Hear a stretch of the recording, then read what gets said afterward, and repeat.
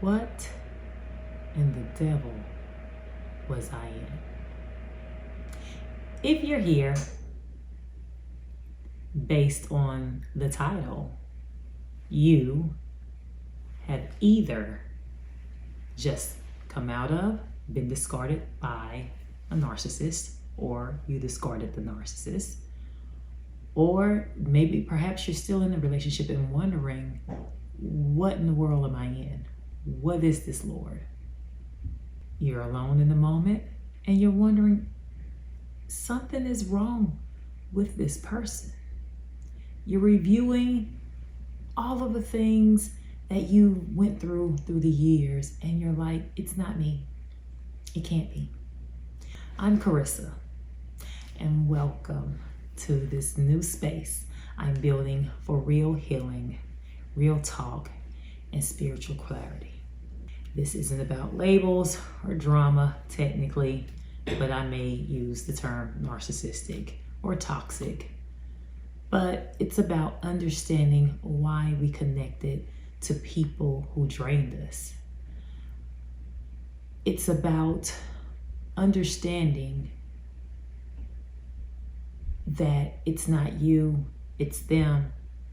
Understanding toxic relationships, toxic behaviors. Why did we connect to the people who drained us?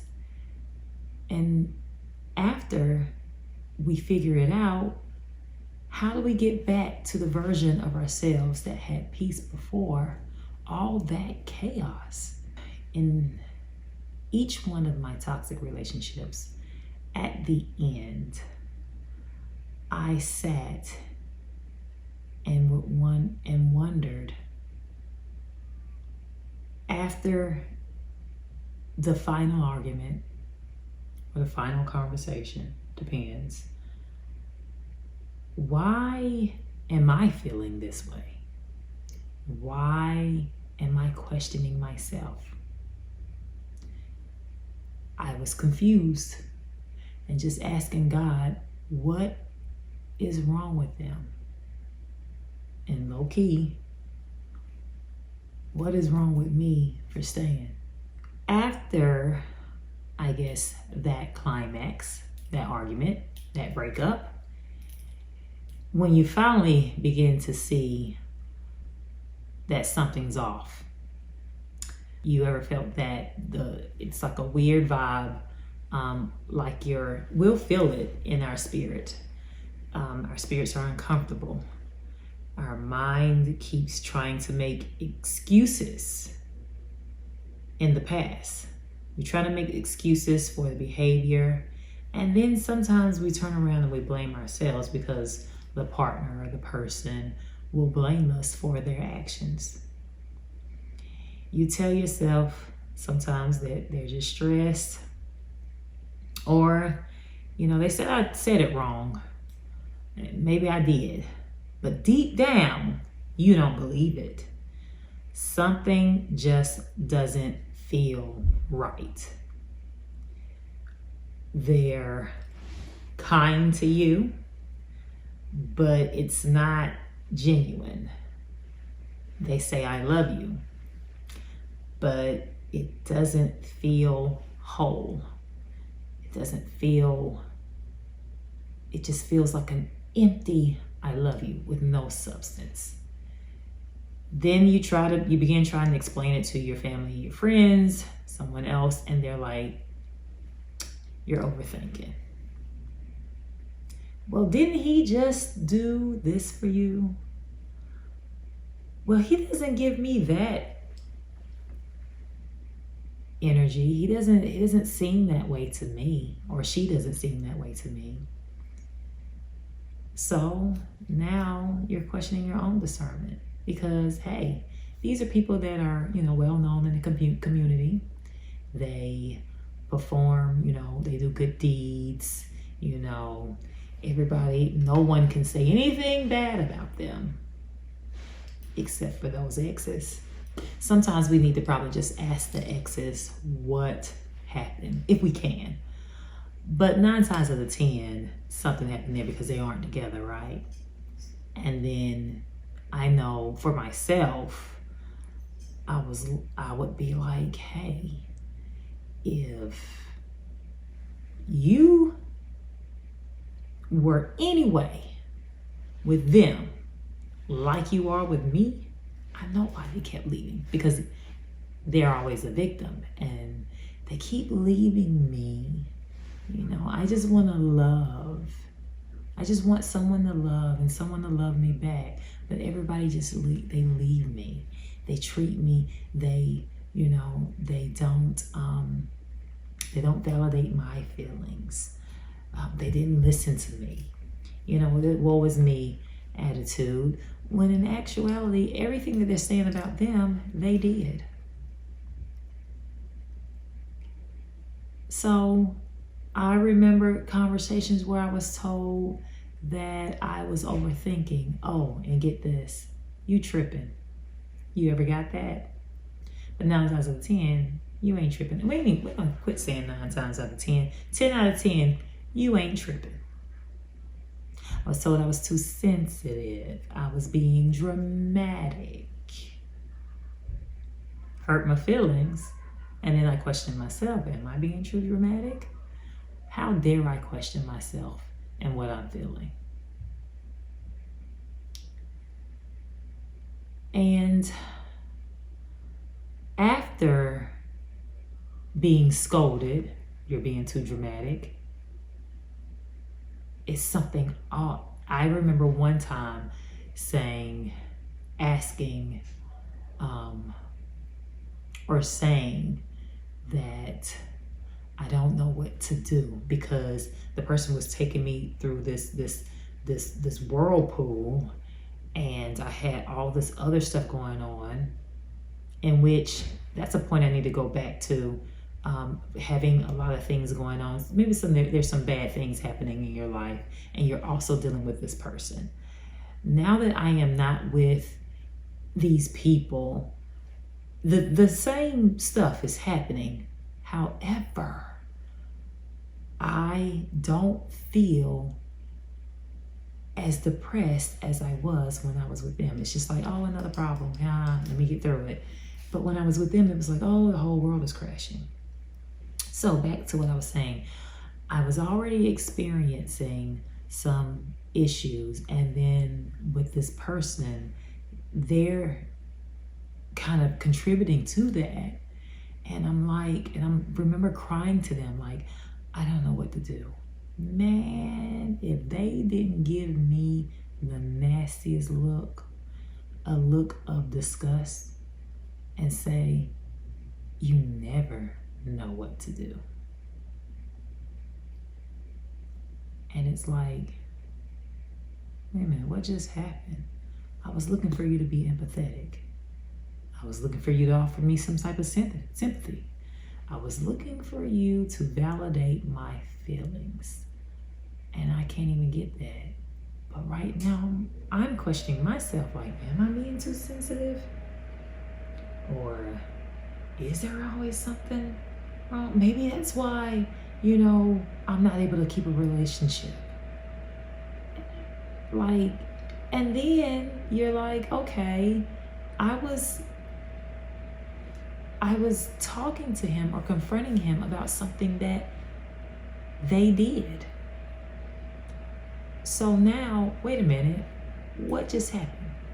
How did I become the problem?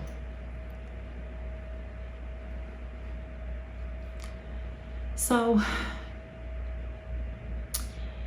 that's the fog of confusion.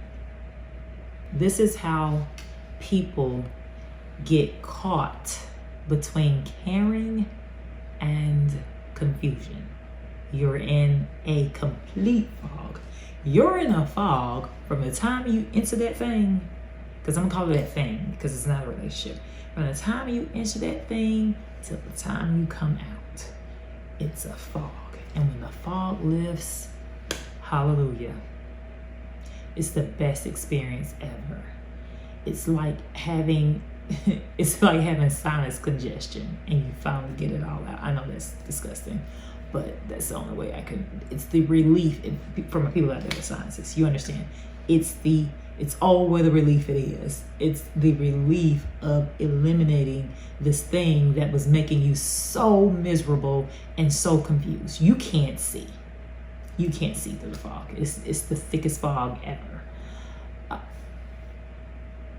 Part of you knows something is wrong, but the other part still wants to believe in the good of them. That is when you're in these things. When you're in these things, like I said, the fog starts from the time you enter the relationship, because there is a fog, because you're not seeing the true them.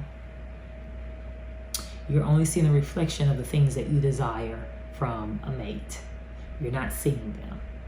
So there's a fog there. The blinders are on. And then as we progress into the relationship, there's still a fog, there's still a haze, because you're still associating them with who you fell in love with. But now they're doing these things and you're like, hey, I had to have done something completely bad to make them change like this, because they were so good for months, for years. They were so, and yeah, it can go for years. People can be with someone for years, and then when they get married, that's when all hell breaks loose. I've heard of it. I've heard stories. All hell broke loose. Like, they didn't show you this in the beginning? No, they did not. When I got into the relationship, or deep into the relationship, or when we got married, that's when everything started to change. So, yes, of course, you're like, I caused that change. I did that. When actually it wasn't you. It was an act. It was a plot. It was a plan. I have them where I want them now. Now I'm going to explode and they ain't going to know what hit them.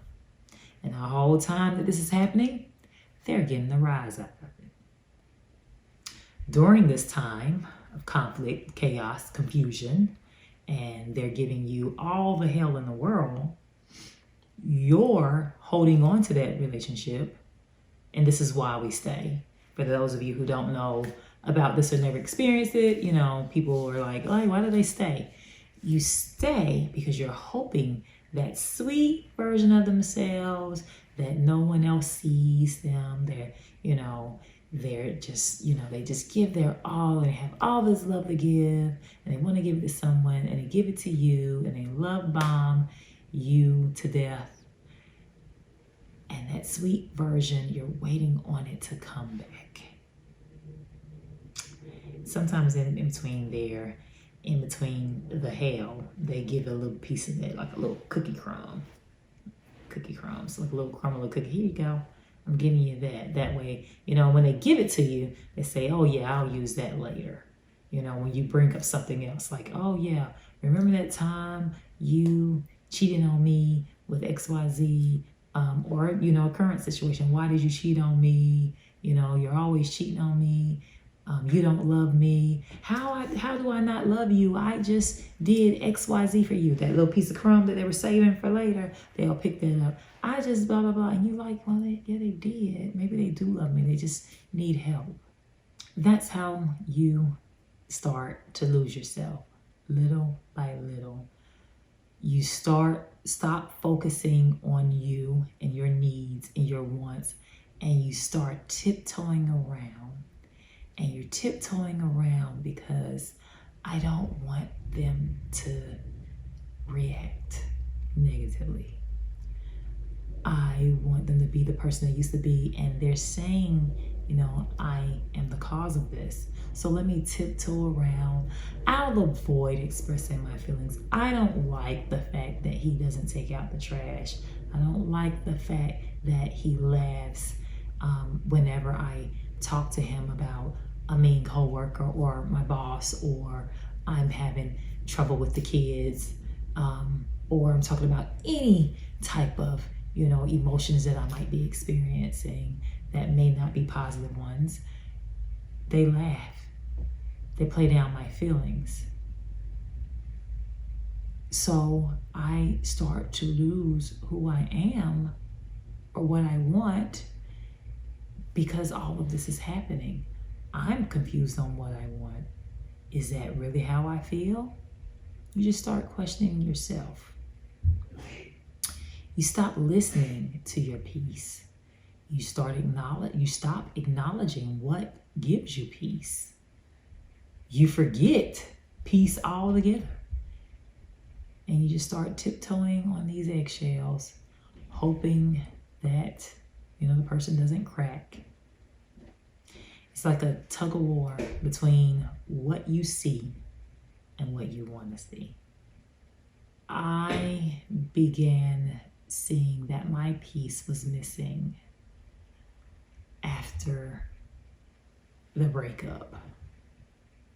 And when I went through that time of space and seeing that, hey, I lost myself, I notice every time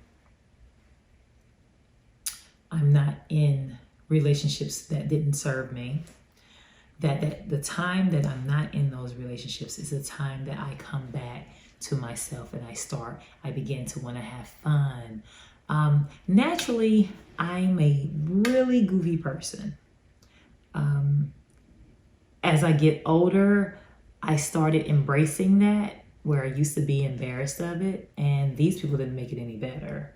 But I started embracing it and just really, really being happy and satisfied with the fact that I am a bit goofy and I like having fun. I'm not childish, but I love being childlike.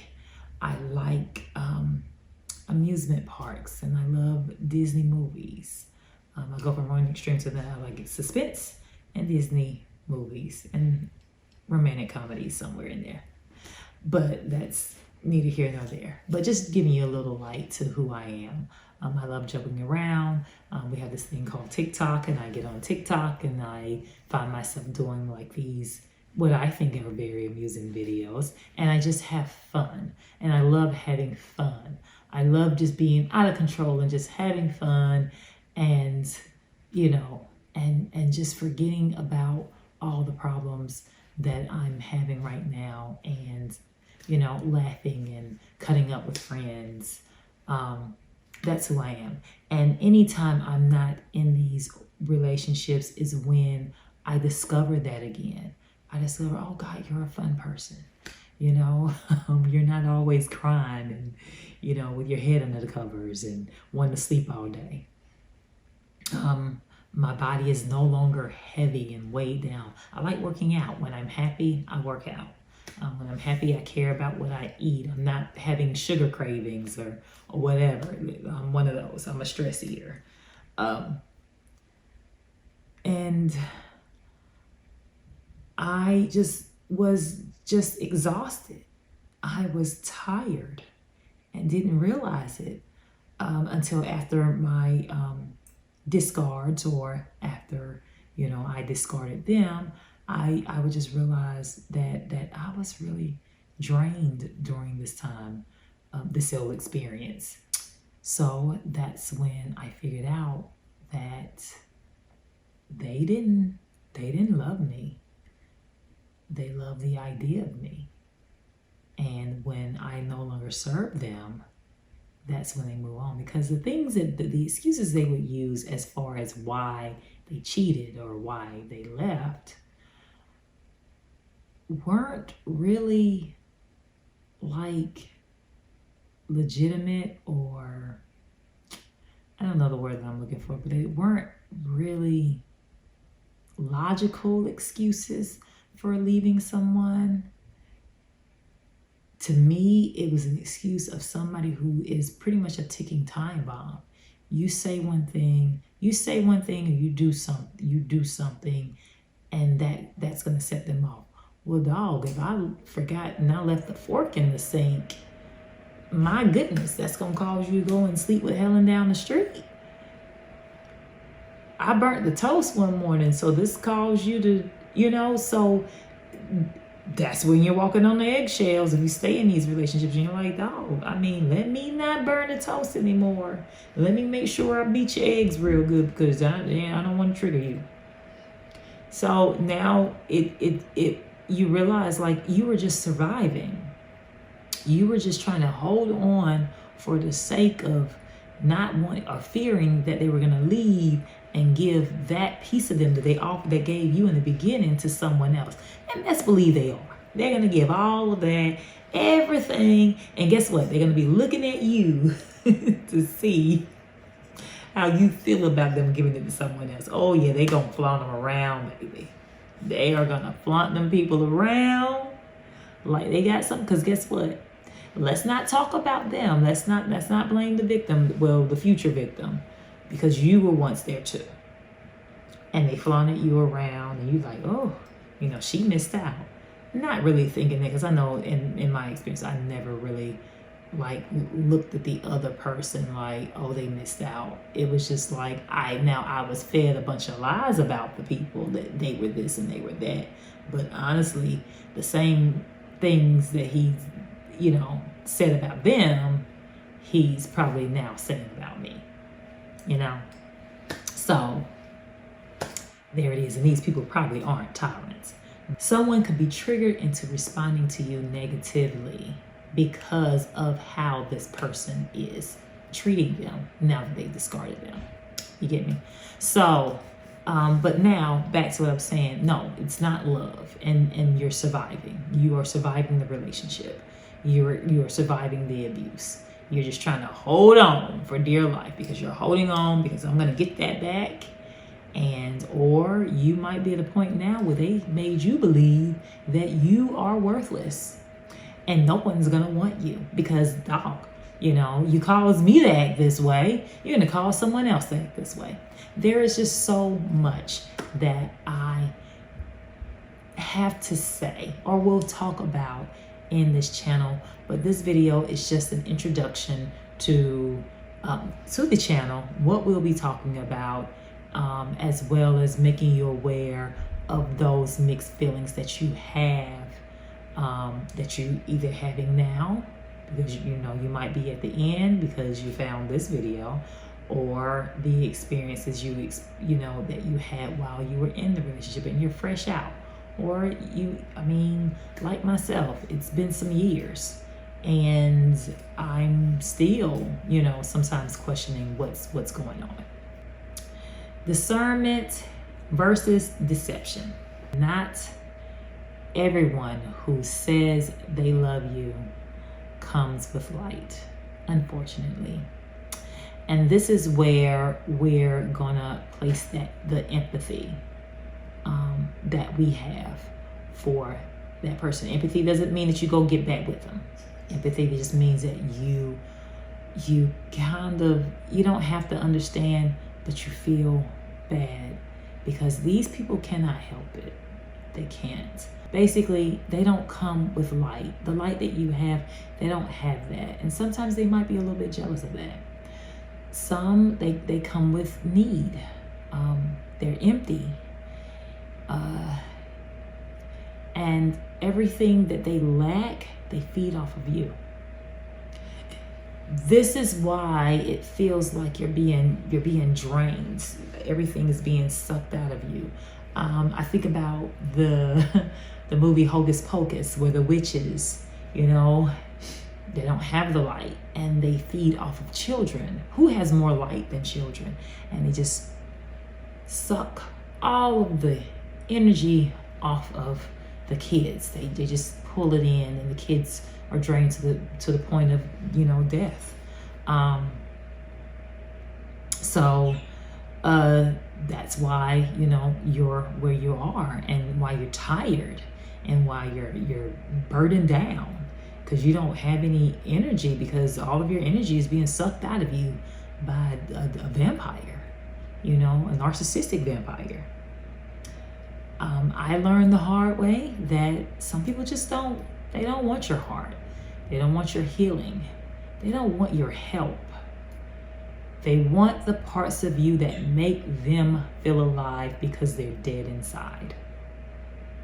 They don't know how to generate their own peace, so they gotta steal yours. Don't let them do that. I just want to insert here that, once again, it's not you. It's them. You're not crazy. You're not broken. They are. And they want you to feel what they feel. They want to take a whole person and just break them down into parts. once the quiet time or what we think is the loneliness that you're feeling now, be patient in that and appreciate that right now, because this is going to be the time that this truth starts revealing itself, whether it be from video to video, like I did. I went from video to video about, and I still do, about narcissistic abuse, about their actions, what creates the narcissist. I basically, at this point, feel like I need a PhD in it. You know, the books. Use this time, and as long as I reflect on those videos, I keep myself safe, and I don't feel the need to respond, if you get what I'm saying, because at the end of the day, they can't help it. They are fighting battles that they'll never admit to, because admitting it means shame. And no, we don't want to feel shame. Our experiences have made us shame enough. So no more of that. I won't be brought to that. That hurts too much. I need to be the bigger person.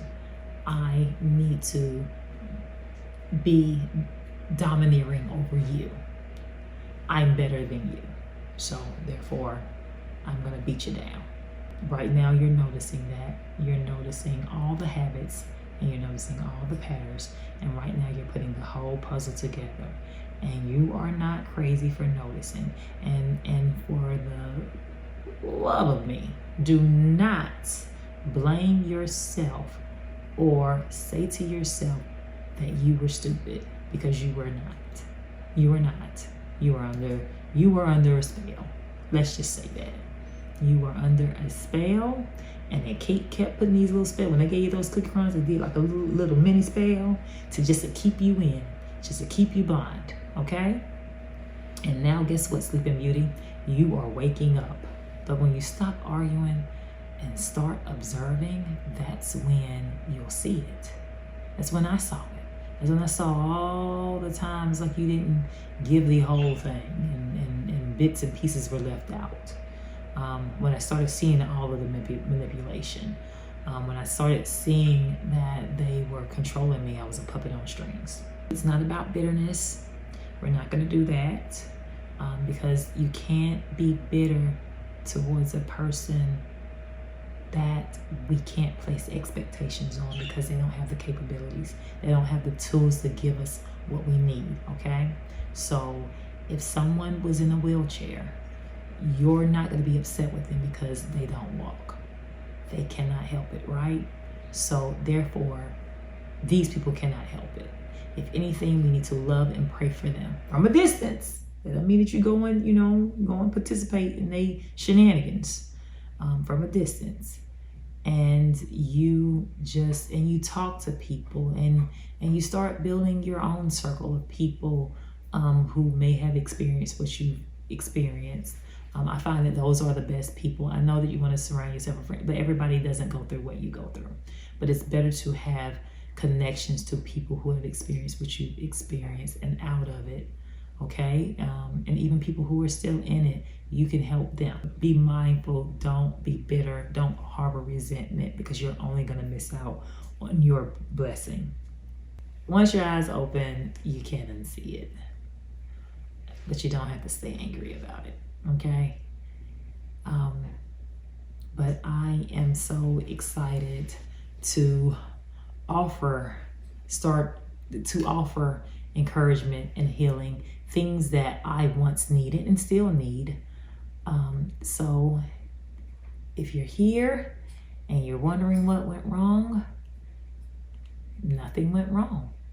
I'm here to tell you with this video and my future video that God has told you enough. He's taking you out of that, regardless of who did the breaking up, or who did whatever. But God is telling you it's enough. If you're in it, God is telling you That is enough, my child. That is enough. Let it go. Let it go. Because I need you. The alarm clock has went off and you're waking up from the sleep. Welcome to the family. Space for truth, healing, and discernment. So healing for real is where we're at and where you are. And I hope that through my channel and my videos that you begin to heal for real. All right. Till next time, keep healing. Love you all.